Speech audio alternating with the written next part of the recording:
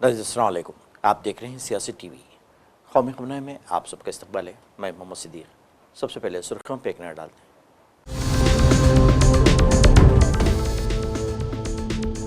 अफगानिस्तान के साथ जंगबंदी के बाद आसिम मुनीर की हिंदुस्तान के खिलाफ नई साजिशें।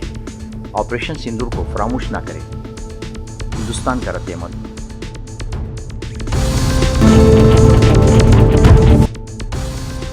दिफाई शोबे में इस्तेमाल होने वाली नायाब धातुओं की तैयारी हिंदुस्तान के लिए नागुज़ीर। राजनाथ सिंह का खिताब।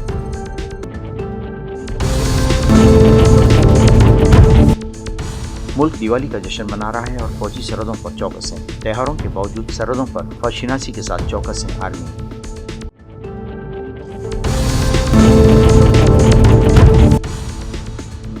जेएनयू में तशद्दुद के बाद एफआईआर दर्ज। 28 तलबा हिरासत में। हॉस्टल खाली करने और जुर्माने का नोटिस।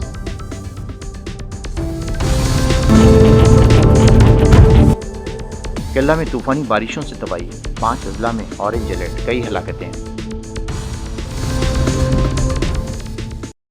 नहीं थी सुर्खियां, अब खबरों की तफसील पेश है। अफगानिस्तान के साथ जंगबंदी के बाद पाकिस्तान के फौजी सरबराह आसिम मुनीर ने एक बार फिर हिंदुस्तान के खिलाफ साजिशें शुरू कर दी हैं।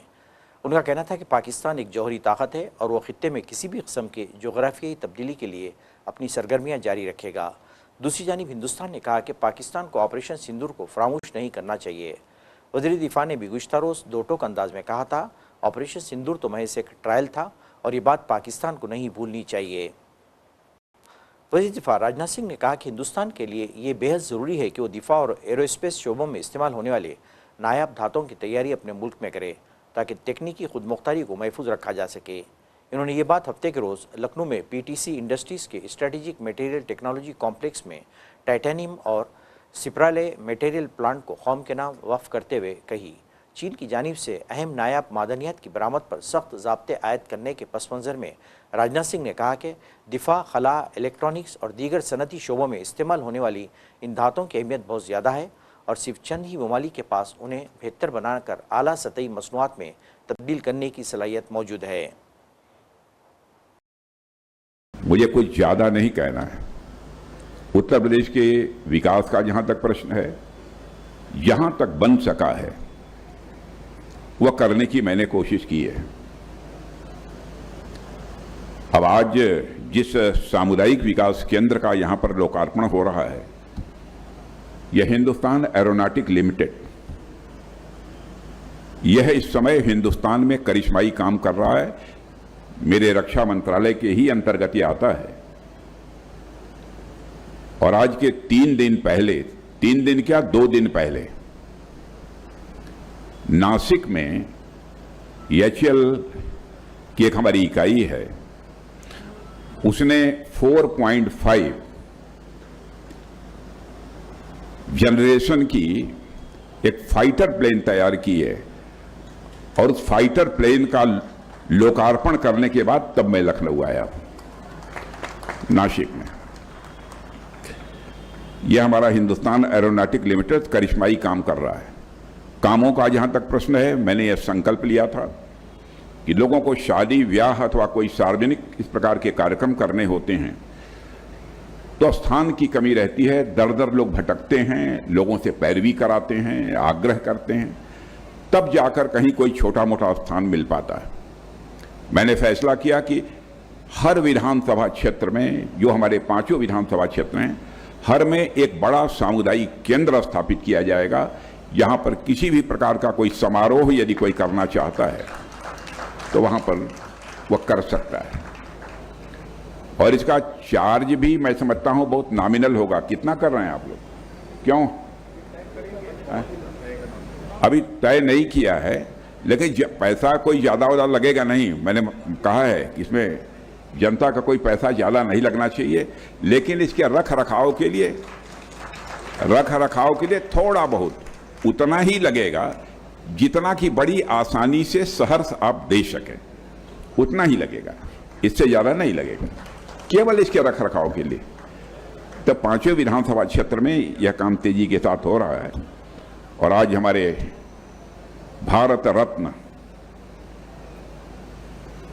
हम जैसे कार्यकर्ताओं के जो प्रेरणा स्रोत रहे हैं, एक जानी मुल्क भर में दिवाली का त्यौहार जोश व खरोश के साथ मनाया जा रहा है, दूसरी जानी फौज के जवान पूरी मुस्तैदी के साथ सरहदों पर अपनी ड्यूटी अंजाम दे रहे हैं। मुल्क की हिफाजत और सरहदों से किसी भी किस्म की दरअंदाजी को रोकने के लिए जवान पूरी तरह से चौकस हैं। जो अपने घरों में त्यौहार मना रहे हैं वो भी हमारा पूरा परिवार है, जो पूरा इंडिया है वो मेरा परिवार है, तो उनके लिए अगर हमें यहाँ पे खड़े भी होना पड़ रहा है तो हमें इसमें कोई हर्ज नहीं लगता है। और उनकी सुरक्षा के लिए 24/7 365 डेज हम यहाँ पे अपनी सेवा जो है प्रदान कर रहे हैं देश के लिए। सर कितना खतरा है यहाँ पे एलओसी पे जिस तरह से यहाँ पे पेट्रोलिंग कर रहे हैं? यहाँ से पाकिस्तान की दूरी करीब 200-300 मीटर है, तो पाकिस्तान की तरफ से इन्फिल्ट्रेशन का, गोलीबारी का हमेशा खतरा बना रहता है। और उसके अलावा यहाँ पे बहुत बड़ी बड़ी घासें हैं जिस वजह से रेप्टाइल्स और जंगली जानवरों का भी यहाँ पे कंटिन्यूसली खतरा बना रहता है। किस तरह की तैयारी है अगर पाकिस्तान कुछ गलत हरकत करने की कोशिश करेगा? जैसा कि आपने पहले भी देखा कि सिंदूर ऑपरेशन के दौरान इंडियन आर्मी ने ईंट का जवाब पत्थर से दिया, तो वैसी तरीके से हम 100% तैयार हैं आने वाले वक्त के लिए भी। देशवासियों को क्या मैसेज देना चाहते हैं? देशवासियों को मैं ये मैसेज देना चाहता हूँ कि वो अपने घर में दिवाली सुख चैन से मनाएं और पूरा देश जो है तरक्की की राह में जाए। उनके लिए हम 24/7 यहाँ पे खड़े हैं उनकी सुरक्षा के लिए। पाकिस्तान को यही कहना चाहेंगे कि हम इंडिया में घुसने की कोशिश मत करना, क्योंकि हमारे जो इंडियन आर्मी के जवान है तैनात बॉर्डर के ऊपर 24 आवर्स अलर्ट रहते हैं, तो उनको तो हम इंडिया में घुसने नहीं देंगे। लोगों को क्या मैसेज देना चाहोगे, क्योंकि दीपावली का त्यौहार है और आपके जो जैसे घर वाले हैं वो अपने घर में दीपावली का त्यौहार मना रहे हो और आप घर वालों से दूर यहाँ पे बॉर्डर पे त्यौहार मना रहे हो, किस तरह से दिखते हो, क्या कहना चाहोगे? हम यही कहना चाह रहे हैं कि हम सरहद के ऊपर बैठे हुए हैं और 24 आवर्स हम अलर्ट रहते हैं, और दीपावली के दिन आप घर में मनाओ, खुशियाँ मनाओ, दीपावली का त्यौहार है, और अपने परिवार के साथ खुश रहो। और जो हमारा घर भी तो यही है, हमारा घर भी वही है, और लेकिन हमारा ये है कि फर्स्ट प्रायोरिटी हमारी यहाँ पे ड्यूटी की है। अखिलेश यादव ने दिवाली के मौके पर प्रेस कॉन्फ्रेंस के दौरान मीडिया नुमाइंदों के सवालों का जवाब देते हुए एक नया तनाज़ा पैदा कर दिया है। उनका कहना था कि बार बार दिए जलाने के लिए पैसे क्यों खर्च किए जाएं। उनका कहना था कि दिए जलाने के मामले में किफ़ायत ज़रूरी है। इन्होंने बीजेपी को तनकीद का निशाना बनाते हुए कहा कि एक तरफ तो बीजेपी तकसीम करो और हुकूमत करो की पॉलिसी पर कारबंद है, और दूसरी जानिब वो समाजवादी पार्टी और कांग्रेस पर फ़िरक़ापरस्ती का इल्ज़ाम लगा रही है। छोड़िए, देर आए दुरुस्त आए, और क्या बोले उस पर क्या बोलना, उसमें क्या बोलना। वो तो देखिए ऐसा है, हम सुझाव देना नहीं चाहते, लेकिन चलो दे दो सुझाव, भगवान प्रभु श्री राम जी के नाम पे सुझाव। रुक जाइए भाई, देखिए दुनिया में इस समय क्रिसमस का समय पूरी शहर जगमगा जाते हैं और महीनों जगमगा के रखते हैं वो लोग, उन्हीं से सीख लो बस। क्यों खर्चा करना बार बार दियों का, मोमबत्ती का, और ये दिमाग लगाना?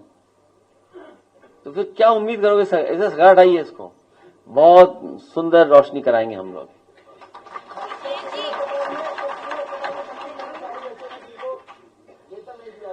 सिविल अस्पताल की जानकारी लेनी है तो इनसे ले लो, ये एडमिट रहे। इन्हें खुद भागना पड़ा मेदांता जो समाजवादियों ने बनवाया। अच्छा, ये बीजेपी वाले इलाज क्यों नहीं कराते सिविल में? भाई क्यों कराना चाहिए उनको सिविल में, अस्पताल में?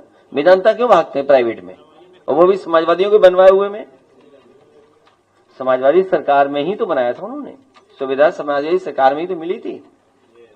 और बीजेपी वाले बीमार होते तो वहीं जाते हैं इलाज कराने। ये सांप्रदायिक लोग हैं, नेगेटिव नकारात्मक लोग हैं, इसीलिए वो एनडीए है। नेगेटिव लोग हैं, नेगेटिव लोग हैं। और नेगेटिव लोगों के अगर असली डायलॉग फिल्म में होते तो फिल्म चलती। जो सोचिए अपनी फिल्म में अपने असली डायलॉग नहीं डाल सकते हैं, उनसे क्या उम्मीद करोगे आप? वो राजनीति नफरत पे कर रहे हैं, बांट करके राजनीति कर रहे हैं। मैंने आज अखबारों में पढ़ा कि वो कह रहे हैं divide and rule Samajwadi party और कांग्रेस कर रही है। आज अखबारों में मैं पढ़ा, सरकार की तरफ से ये स्टेटमेंट आया है कि डिवाइड एंड रूल का जो फार्मूला था वो हम लोग अपना रहे हैं, समाजवादी पार्टी और कांग्रेस। क्या ये सच है? सच तो ये है कि भारतीय जनता पार्टी के लोग वही डिवाइड एंड रूल चला रहे हैं, क्योंकि पीडीए से उन घबराए हुए हैं।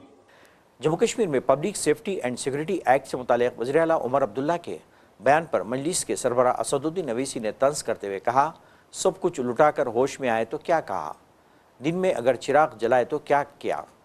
असदुद्दीन अवैसी ने कहा कि स्मगलिंग से निपटने के लिए शेख अब्दुल्ला ने 1978 में पब्लिक सेफ्टी एक्ट नाफिज किया था। फारूक अब्दुल्ला, जीएम शाह, मुफ्ती सईद, GN आज़ाद, उमर अब्दुल्ला और महबूबा मुफ्ती सभी जम्मू कश्मीर के वज़ीर आला रह चुके हैं। अवीसी ने कहा कि अगर वो चाहते तो PSA को आसानी से मनसूख कर सकते थे और बेशुमार मसाइब और इंसानी हुकूक़ की खिलाफ वर्जियों को रोक सकते थे। जवाहरलाल नेहरू यूनिवर्सिटी के कैंपस में तुलबा यूनियन की इंतखाबात से कबल मुनक़िदा जनरल बॉडी मीटिंग के दौरान हुए तसादुम के बाद हालात बदस्तूर कशीदा हैं। इस वाक़े के बाद बाईबाजू की तुलबा तंजीमों और अखिल भारतीय विद्यार्थी परिषद के तुलबा ने एक दूसरे पर तशद्दुद और इश्तियाल अंगेज़ी का इल्ज़ाम लगाया। खबर के मुताबिक वसंत कुछ नॉर्थ पुलिस स्टेशन में दर्ज एक मामले में पुलिस ने JNU के कई अहदेदारों को हिरासत में ले लिया है। रिपोर्ट के मुताबिक ये वाक़या हफ्ते की शाम तकरीबन 6 बजे पेश आया। कहा जाता है कि तुलबा की बड़ी तादाद इंतज़ामी फ़ैसलों और तादीबी कार्रवाई के खिलाफ एहतजाजी मार्च कर रही थी। जब तुलबा ने कैंपस के वेस्ट गेट से बाहर निकलने की कोशिश की तो पुलिस ने उन्हें रोकने के लिए बैरिकेड लगा दिए। इसके बाद तुलबा ने इन रुकावटों को हटाने की कोशिश की, जिससे दोनों फरीकों के दरमियान हाथापाई शुरू हो गई। दूसरी जानिब तुलबा ने दावा किया है कि वो अपने साथियों को हॉस्टल खाली करने की नोटिस और उन पर लगाए गए जुर्माने के खिलाफ एहतजाज कर रहे थे। उनका इल्ज़ाम है कि यूनिवर्सिटी इंतज़ामिया ने तुलबा के मफादात को नज़रअंदाज कर दिया है और उन्हें बगैर किसी ठोस वजह के सज़ा दी गई। हमारे साथ कुल मिला के 27-28 लोगों को डिटेन किया गया था और पूरी रात परेशान करने के बाद अभी सुबह में पता नहीं कितना समय हो रहा है, उन्होंने अभी छोड़ा है हमें। हमारा मोबाइल फ़ोन हमें नहीं मिल पा रहा है, चप्पल देख सकते हैं गायब है, कुर्ते फाड़े गए, स्टूडेंट्स को मारे पीटे गए थे और 6 लोगों पर तो ये सारी चीज़ें हुई है और अभी हमें छोड़ा गया है। केरला में शुमाल मशरक़ी मानसून के आगाज़ के साथ ही मूसलाधार बारिशों ने तबाही मचा दी। कई इलाकों में सैलाब, लैंडस्लाइड और इमलाक को बड़े पैमाने पर नुकसान की इत्तलात मिली हैं। महकमे मौसमियात ने इंतबाह जारी किया है कि बहरे अरब के ऊपर बने कम दबाव के इलाके की वजह से चारशंबे तक बारिश तेज़ रहने का इम्कान है। IMD ने इतवार को शुमाल मशरक़ी केरला के 5 अजला के लिए ऑरेंज अलर्ट जारी किया है, जबकि तिरुवनंतपुरम, कोलम और एलाची को छोड़कर बाकी बेशतर अजला को रेड अलर्ट जारी किया गया है। ज़िला इंतज़ामिया ने हिस्सास इलाकों में आफती इमदादी टीमों को चौकस रहने की हिदायत दी है। साइबर फ्रॉड का नया मामला सामने आया है, जिसमें एक मुतासिरा को बड़ी चालाकी से निशाना बनाया गया है। गुजरात के वडोदरा शहर के मगरपुरा के रहने वाली विवेक सोनार को साइबर फ्रॉड करने वालों ने डिजिटल तौर पर गिरफ्तार किया। इस दौरान इनको जहनी तौर से अजियत दी गई और आखिर में 64 लाख रुपए वसूल किए गए। बुजुर्ग ने 15 अक्टूबर को Vadodara cyber crime police station में साइबर फ्रॉड की शिकायत दर्ज कराई थी। पुलिस ने ताज़ीरात हिंद की मुख्तलिफ तहत दर्ज किया है और IT एक्ट के तहत मामला दर्ज करके जांच शुरू कर दी है। नाज़रीन, आखिर में सुर्खियों पे एक और नज़र।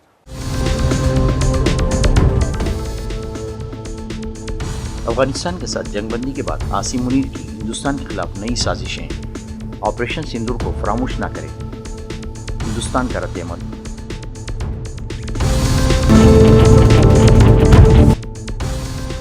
दिफाई शोबे में इस्तेमाल होने वाली नायाब धातुओं की तैयारी हिंदुस्तान के लिए नामुमकिन, राजनाथ सिंह का खिताब।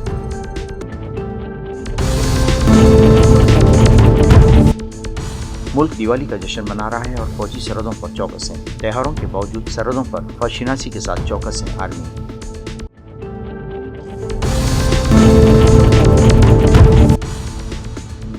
JNU में तशद्दुद के बाद FIR दर्ज, 28 तुलबा हिरासत में, हॉस्टल खाली करने और जुर्माने का नोटिस।